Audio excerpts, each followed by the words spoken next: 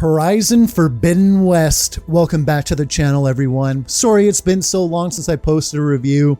The move to Japan really screwed up the schedule, but now we're back posting reviews. And it would have happened a little bit sooner, but the fact is this game just took a long time to beat. And I went for a high completion rate, which was a bit of a mistake because it just made the game take that much longer. But the fact that I'm saying me completing the game was a bit of a mistake or having a high completion rate is kind of a hint for what's to come with this video. And Horizon Forbidden West kind of brought to light a lot of issues I already have with big open world games. I like them, but I definitely have some issues with them. And I'll talk about that, but no, we're back with Aloy in this game in the Forbidden West, hunting crazy, deadly, giant machines with a bow and arrow and anything else she can conjure up in the wild. And it was a really good time. Horizon Forbidden West, I would say, is a very good game.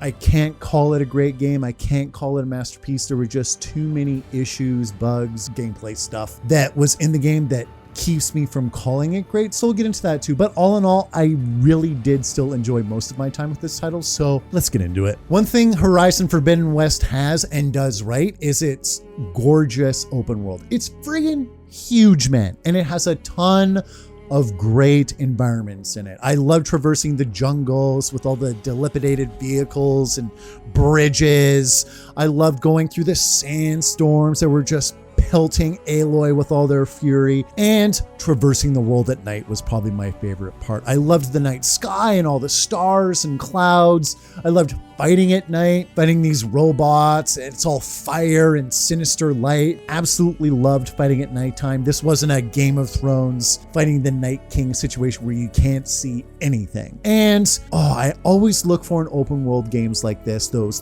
whoa moments, those moments that make you stop and really appreciate the environments. And this game had a bunch of those. If it wasn't the gorgeous beaches, it was swimming in the ocean at night. That was the big one for me. I remember being on the ocean floor with Aloy, and I remember ascending, and at the moment I pan the camera up and there's nothing else around her, and the water is making the stars ripple, and it makes you feel like you're swimming in space almost. And I just love it when games have little moments like that for me to really appreciate. So no, they absolutely nailed the open world environments, killed it. Visually, what was more of a mixed bag for me was just some of the, not the character models, but just some of kind of like the outfits that the characters were wearing. In particular, Aloy, all of her armor sets, like a good half of them, I'm just like, oh, this looks kind of goofy or silly or whatever. She did have some cool ones as well that I did kind of gravitate towards, but a lot of them I was just like, the designs really aren't for me particularly. And that was reflected in some of the NPCs as well. But the Tenakth in particular, man, they look badass. They had cool war paint on all of them of varying different colors, different patterning and tattoos going on. I thought the Tenakth looked really, really cool. So they definitely nailed those. And you gotta appreciate the fact that you can see sweat on Aloy and the NPCs when it's really hot outside in the deserts, for example. I thought that was such a cool touch. And the motion capture work was phenomenal. They were doing a really good job in capturing all kind of like the little movements that people have. And this was particularly evident when there was like some awkwardness going on between characters and things are being left unsaid. You can just really feel the awkwardness in the body language when some characters are having really difficult conversations in particular. And it really just makes you appreciate the scene and what's happening in it so much more because of the excellent use of body language. But one weird thing about the characters is the eye movements. I found a lot of time characters were looking in directions that weren't indicative of where the conversation was going or where the person they were talking to was standing. Yes, I know you can look around when you talk, but it's just they're like talking to someone and then they're just kind of looking up in the corner like that. So that kind of took me out of it a little bit. So it's not perfect, but it's still pretty damn good.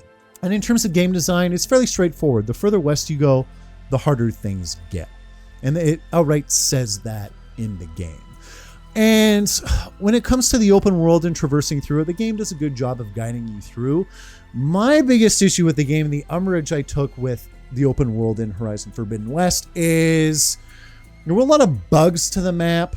things weren't checking off. I'd go to an area and it should toggle that I've either completed the area or discovered the area, and that wouldn't happen. So I found that annoying. And this is the OCD part of me that's getting annoyed.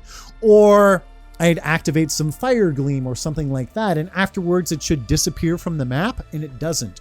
Or it does, and then next time I reload it, it appears on the map again. So I'm like, oh wait, did I get that? Did I not get that? So then you have to remember or pencil and paper that stuff, which is kind of a damn shame, because these open world games are all about kind of completing the map or, you know, activating all these icons. And the problems were happening enough that it was just making me not care. I'm like, if things aren't going to toggle or disappear off the map, I'm not going to fully care about doing it.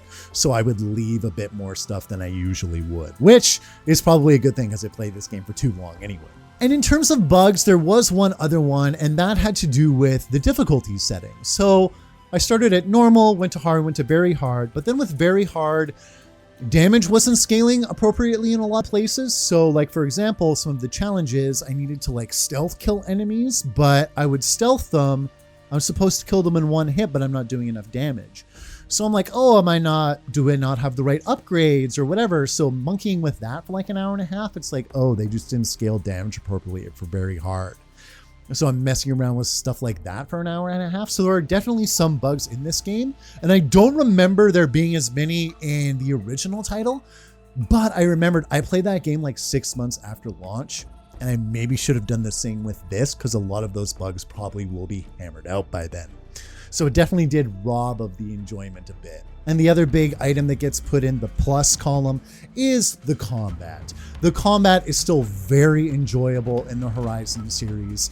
And there's so many different ways to tackle enemies. You can do stealth or attack from ranged or lay traps. There's a ton of ways to fight. And then sometimes too, I just like to knock like 3 arrows and then shoot a guy right in the face. In the face! In the face! And the robot creatures, they're friggin' huge, a lot of them, and deceptively fast. Like they could close a large distance like that. So you're always on your toes when you're fighting, and you gotta really respect the enemies in this game. And I respected them so much that if I got an opportunity to cheese something and like fight behind a couple of rocks they couldn't quite get at, I would do it, because those opportunities didn't always come around, and I would take full advantage of it. No shame whatsoever. And sometimes that wouldn't even work. I'd have an enemy run up to me and bash the rocks I was hiding behind, exploding them, or seeing enemies just like barrel through a bunch of trees or collapse on them when they die. Just great environmental damage, adding to that sense of scale and epicness when you are fighting. And with all the different weapons you get to use in combat, there's a great way to track them. You can set jobs essentially so that the map will track down where you need to go and what enemies you need to fight in order to upgrade all your weapons. So I think that was a really cool touch. It keeps you from going in and being like, okay, what do I need to get? And scrolling through a list. You just have it activated in your jobs section of the quest screen essentially. So that was really good. But my biggest disappointment with Horizon Forbidden West is probably the big mini game it was supposed to have, Strike. So it's essentially like a chess type game, and I was playing it because it has some good rewards, but I didn't really enjoy the gameplay. I found it visually unappealing, and my wife came in and she's like, oh, isn't that like that other game you like to play, Fire Emblem? What the hell did you just say? They just didn't do it for me. I guess maybe I just needed a better art style or something, but by and large I just found it really boring and bland. The story for Horizon Forbidden West, I really got into at the beginning and I was enjoying it through the middle, and it totally friggin' lost me towards the end. So going into the sequel game, this game, there was a good hook from the first game. There's Silence, the big villain you need to deal with. There's this mysterious signal. You don't know anything about it. There's rogue AI everywhere. There was a great hook for me going into this game. And it does a great job of answering a lot of your questions, getting you fully involved in what you need to do. Your mission is very clear, but there's enough mystery and stuff going on that it's keeping you interested and engaged throughout most of the game. And then it gets to the very end and they just lose me. And a little bit of a spoiler here, but tiny bit, it's not going to ruin the whole game, but there is going to be a third Horizon game, or at least they're alluding to it. I'm pretty sure they're already making it. And the hook going into the third game just isn't as good or as interesting as the hook going into this game. Yes, I'll probably still play the third game, but I'm just not as interested in the narrative. I saw the hook for the next game and I'm like, yeah, that's cool, I guess. There was no interesting question like, oh, what's the signal, or, anything like that that's really hooking me into it. So that kind of sucks. And in terms of characters, I like Aloy. I think she's a great girl. I like her no-nonsense attitude when it comes to dealing with people. And the supporting cast was really a mixed bag. There were a lot of characters I just didn't really care about. There were some I really did, like Kotalo, for example. I really thought he had a cool arc. I thought he looked like a badass. And there were these dramatic story moments happening with characters, and I just wasn't really connected with them. So when they would go down, I'd be like, huh, so that happened. And I would quickly move on. I just wasn't as emotionally invested as I should have been. But that's not to say in any way is that the fault of the voice cast. Holy God, the voice work is AAA. It's awesome. Not a stinker in the bunch. Lance Reddick is also in this game. He's the voice actor for Silence. He's also the actor who plays the receptionist at the Continental in the John Wick movies. Freaking love his voice. That dude could read me a bedtime story when I go to bed every night. It's just so soothing, and he just sounds incredible no matter what role he's playing in. But in terms of music, Horizon Forbidden West was very just okay. I would notice the music, and whenever I did notice the music, it would always seem to be the same song playing. But I feel like it had okay atmospheric tracks. Nothing terrible, nothing amazing. Definitely nothing that I would want to go and download and listen to later. I feel like it did its job for the game and set the mood. There was one instance in the game that it did its job really well. There's this one scene where we're supposed to go underground, and it got really foreboding and tense, and there's a lot of mystery going on as well. And the sound did a really good job at capturing that mood in that moment. So that was one particular standout. So that's not to say there wasn't anything. So all in all, it was a very good game. It's just with all the bugs and the fact the story didn't maintain its momentum the whole way. And the fact that I was getting just kind of sick of the open world and kind of completing the activities they had for me to do, whether it was fighting enemies or collecting materials or solving little puzzles. I was getting bored with the title. And that's something that happens with even the best of open world games for me. Even Breath of the Wild, towards the very end, I was getting a little weary of it. And that's like the creme de la creme of open world games. Right? So I might just have to either change my approach to open world games and maybe try not to complete them as much, even though just, oh my God, all my instincts are like, you need to complete as much as possible. Or maybe something needs to change in how they're designed. Maybe they need to be a little bit less big and a little bit just kind of more to do in a smaller space and more compelling stuff to do instead of just collecting things, right? But that's such a big part of them. And I do like that, but maybe there just needs to be a bit less. So all in all, good game, just not a great game. So if you played Horizon Forbidden West, let me know what you thought about it. Was it a great game to you? Was it only a good game to you?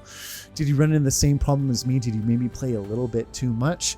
Definitely let me know in the comments, and it's great to be back here again doing reviews for the channel. See you soon.